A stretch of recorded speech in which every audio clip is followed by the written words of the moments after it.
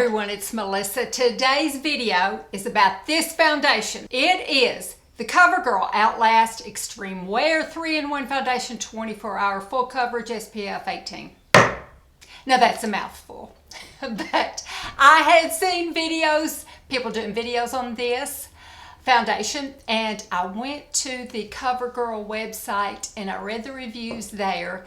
So it made me curious to try it, and so I have spent the past probably 2 weeks trying out this foundation. The reason I was curious about it is summer's coming up. I live in a warmer, humid climate. Foundations tend to break down on me because of the weather and because I don't particularly have dry skin. And also I was interested in it because I only use foundation and then blush. That's all I use on my skin, over my skincare. It has to do the steps of other products too. So, this sounded like a good one. 3-in-1. The three things are, it has a primer, it has a sunscreen, and it has a concealer. The concealer, I use an e.l.f. concealer underneath my eyes. On my spots and the different places of sun damage, it did cover pretty well. The primer, I don't use a primer, so I can't really address that. Every primer that I've ever tried, I've never liked. But whatever the primer is in this, I like it just fine. The sunscreen, it's an SPF of 18. You really should use sunscreen as part of your skincare instead of part of your makeup. But I guess if you're not going to wear sunscreen and you are going to wear foundation, it's probably a good idea to use one with some sunscreen in it. It's better than nothing. 18 is not really high enough, especially if you use like Retin A and vitamin C serum and any kind of acids, because that's going to make your skin sun sensitive, and especially with summer coming up. So that's what the 3-in-1 is. Now I gather that this is a remake from the CoverGirl, the regular CoverGirl Outlast foundation. You know, when companies do remakes and replace the products, people aren't happy.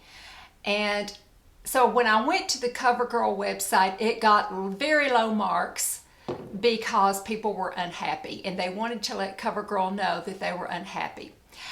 I have not used the original, so I have nothing to compare it to. But I saw comments like, I couldn't find my color match. You took my color away. Where is it? It's not there anymore. Bring the original back. It would always end it in, bring the original back. One person said it felt tacky after they put it on. I did not find that. It dried perfectly fine. I've got it on today. It felt just fine. So different things along that line. Mainly they gave it low marks because they wanted to let CoverGirl know they were unhappy. So I sort of felt like maybe it might be a better product than what those reviews were reflecting. As for the color match, I found a good color match the first try. Just saying, well, that looks pretty good. You can't open anything anymore. I'll take that one.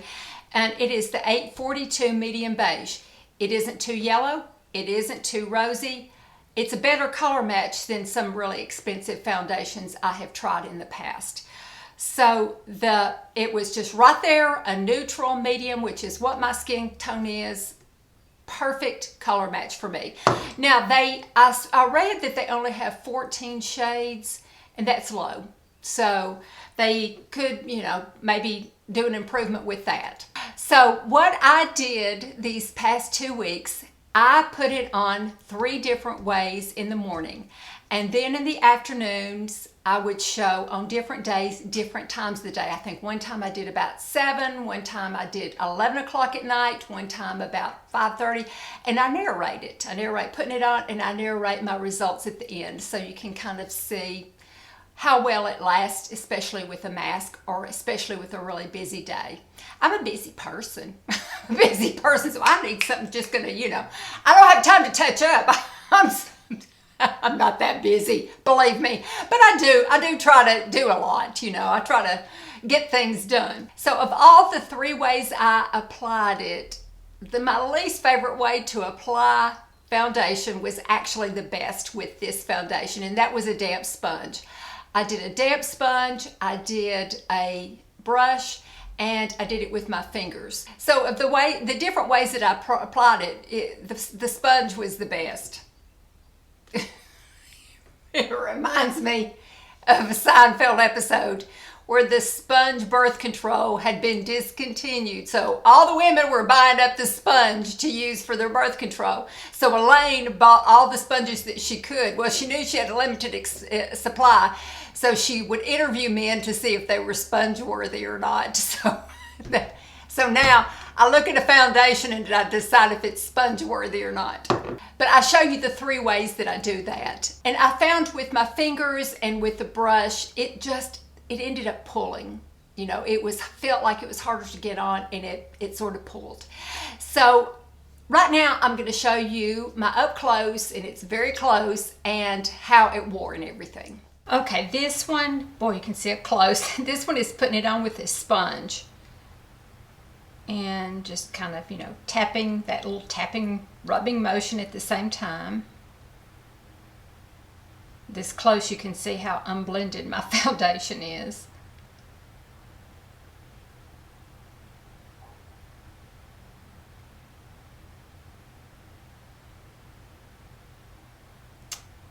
And I was showing you how the blush goes on. It goes on very well because I just have on the foundation and that's all. No powder or anything.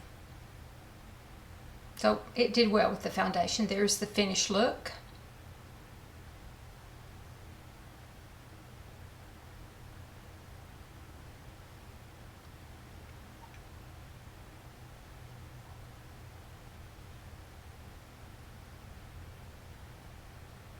And there it is, about 7 o'clock at night. You can see I still have like a ring of lipstick on. But I wore a mask that day, so you can kind of see where the mask just kind of rubbed everything off, because I had to wear one. I forgot where I went, but I had to wear a mask that day. I think I went to the doctor. So, and you can see that it, you know, there's some of my lipstick left, a ring around it, but this is about 7 o'clock at night. Okay, this is putting it on with a brush. This is the next day, I guess. This was Easter. Boy, and I had a big day on Easter.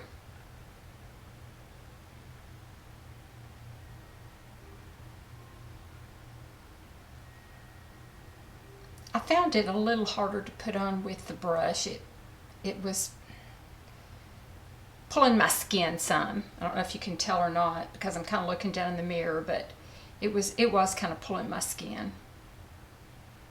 But this was a real hard day, so I put on as much as I could.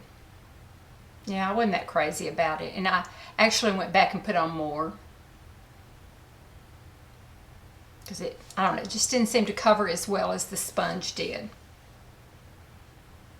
It's kind of not covering real well on my nose. So I think definitely the sponge is the way to go. And then just putting some blush on over it. It did fine. There's the finished look.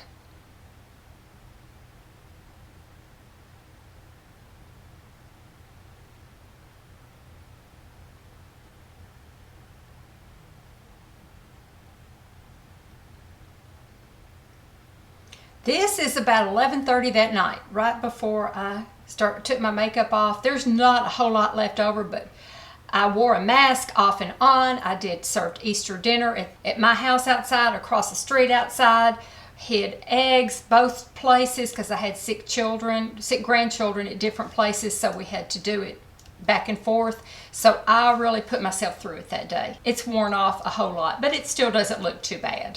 Okay, and this is with my fingers, another day.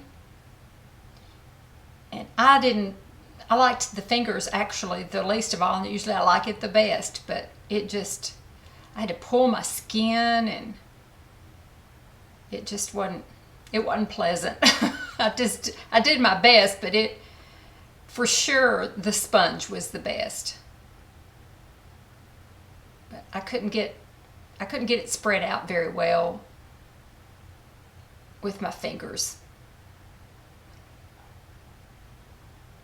And it made me a little bit rough with my skin.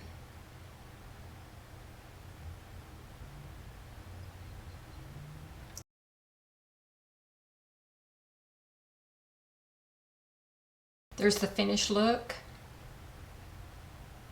I didn't show a nighttime or a late afternoon look for this one because it just seemed like it wore about the same no matter how I applied it.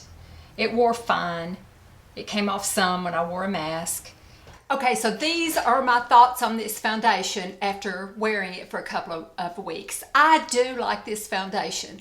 I think it's along the same lines as the Estee Lauder Double Wear, which I bought back in the day when everybody else was buying it and used it, most of it up, but never bought it again. I thought it was a good foundation, but to me it wasn't quite worth the money. And this one covers and lasts kind of like the Estee Lauder does. I thought it did a really good job of that. At the end of the day, as you saw, it had faded, but the Estee Lauder always did too on me, and most foundations do. But I thought it faded pleasantly. I thought it faded nice. When I would wear this foundation on Insta stories, I do a lot of Insta stories most days, and people would always say, "Oh, I like that foundation. What is that foundation?" So I would always get compliments when I would wear it. I do not like it as well as my Lancome Stick foundation, but the Lancome is very expensive, and so I try to save it and use it for filming days. I did not think this one looked as nice on camera as my Lancome does. So, there's that. But to wear every day and to have a little bit of extra sun protection, if my sunscreen has worn off or something, I thought that this was a good one. I would give it, out of 10, I would give it a 7.5. And I would give the Estee Lauder Double Wear a 7. I liked this one a little bit better than the Double Wear. I don't know why. It went on my skin about the same. This one maybe it was the color or something.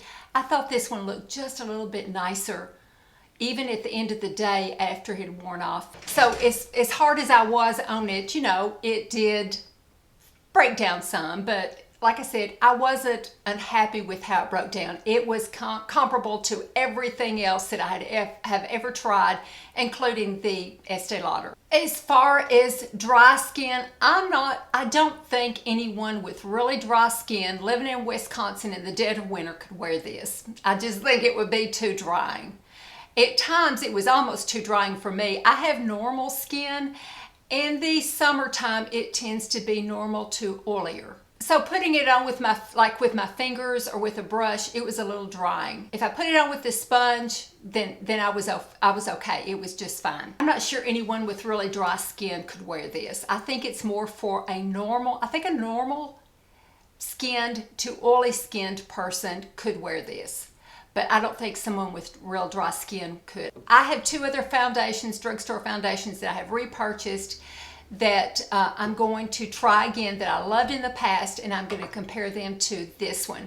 One of them is from Maybelline and the other one is from Milani. So I will test those out and see what I think, because I liked them a whole lot too. But to me, this is a foundation if you want good coverage, if you've got normal skin, if you want something that's going to last and maybe give you a little bit of sun protection, and you're curious about the Estee Lauder Double Wear, I would try this one before the Double Wear. I hate to say that, but this is my experience on my skin because I have worn both of them. I hope that is helpful. I don't think you real dry skin ladies could wear it. I really don't. You'd have to put on a lot of moisturizer. Definitely use a sponge and hope for the best because it is a heavy, not oily at all, drying sort of foundation. But if you got oily skin or normal skin, you might really like this a whole lot if you can find your shade. And before I go, I am on day 7 or 8 of the same Falscara lashes without taking them off. I used the little eyeliner that's called the Overnighter in the more extended kit. So I'm getting ready. I have filmed lots of stuff with me putting on the liner and how I clean them and putting water to them and what my results are. And so I will do a video on that, but I am on day 8 of these eyelashes. So they're getting a little old and a little loose because I've only used that liner twice. You can use it every day, but I've only used it twice because I wanted to see how well it would hold up day after day after day. But I have filmed lots of videos on different things of how I've worked with these lashes, so I will do that video next. And I also, after I take these off and give my thoughts on it, I'm going to try these, the Lash Couture Luxe Extensions from Kiss. I'm going to try those next. Those, I believe, go over your eyelashes. These go under your eyelashes, the ones I have on now. So I will do that later. I've enjoyed having false eyelashes on. I really have. When I wake up in the mornings, I think, oh, I look perkier than I feel. So thank you so much for watching. I hope everyone has a wonderful rest of the week. I will talk to you soon with that Falscara review. And love you all. Appreciate you watching. Bye-bye.